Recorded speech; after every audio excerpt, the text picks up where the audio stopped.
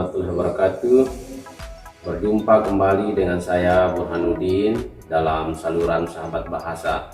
Pada kesempatan ini kita akan membahas objek linguistik. Video sebelumnya kita sudah membahas bahwa linguistik itu merupakan ilmu yang mengkaji tentang bahasa atau mengambil bahasa sebagai objek kajiannya. Yang menjadi persoalan adalah apa itu bahasa, sehingga kita dapat menggolongkan apakah studi yang kita lakukan itu termasuk dalam studi ilmu bahasa atau tidak. Pertama, kita melihat bahwa istilah bahasa ini sering digunakan secara kiasan. Misalnya kita menemukan istilah-istilah atau ujaran yang berkaitan dengan bahasa. Ada istilah bahasa tubuh, bahasa alam, bahasa bunga. Tetapi pada sisi yang lain, istilah bahasa digunakan juga secara harfiah. Misalnya pada kata ilmu bahasa yang mengacu pada misalnya sedang belajar bahasa Inggris, kata bahasa dalam konteks itu itulah yang dimaksud menjadi objek studi linguistik. Kita tahu bahwa bahasa itu adalah ada yang sifatnya lisan dan ada yang sifatnya tulisan. Bahasa lisan merupakan bahasa yang sifatnya primer, karena bahasa inilah yang menjadi objek kajian linguistik yang utama, karena bahasa tulisan itu dipandang sebagai turunan dari bahasa lisan. Nah, bahasa lisan dan bahasa tulis yang dimaksud itu yang bagaimana? Pada video sebelumnya kami sudah memperkenalkan 3 istilah penting terkait dengan studi linguistik ini. Yang pertama itu langue, lang, dan parol. Mana dari ketiga istilah ini yang menjadi objek linguistik?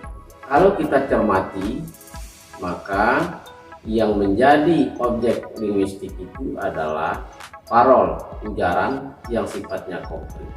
Nah, apa saja aspek-aspek yang menjadi ranah studi linguistik yang disebut dengan ujaran pada bahasa yang sifatnya lisan? Nah, aspek pengkajiannya dapat diarahkan pada sistem tata bunyi bahasa itu, bisa diarahkan pada sistem tata kata, sistem tata kalimat, sistem tata makna, dan sistem perbendaharaan.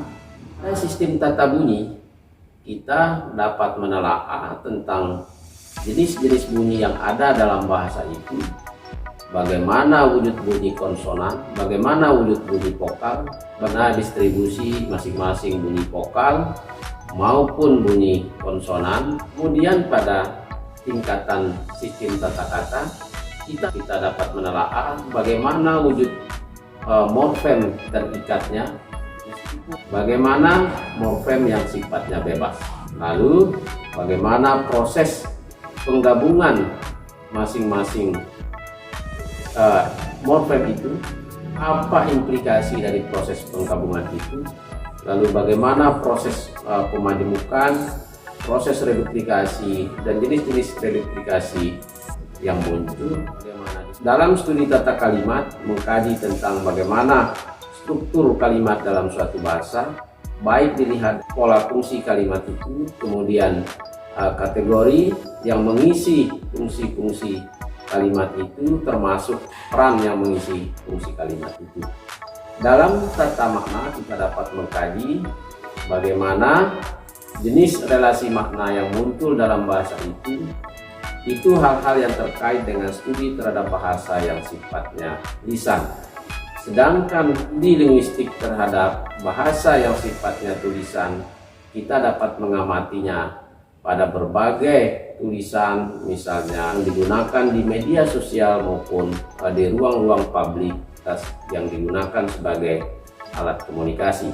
Tentu aspek-aspek kajiannya dilihat dari sudut pandang ilmu bahasa. Demikian yang ingin kami sampaikan. Assalamualaikum warahmatullahi wabarakatuh.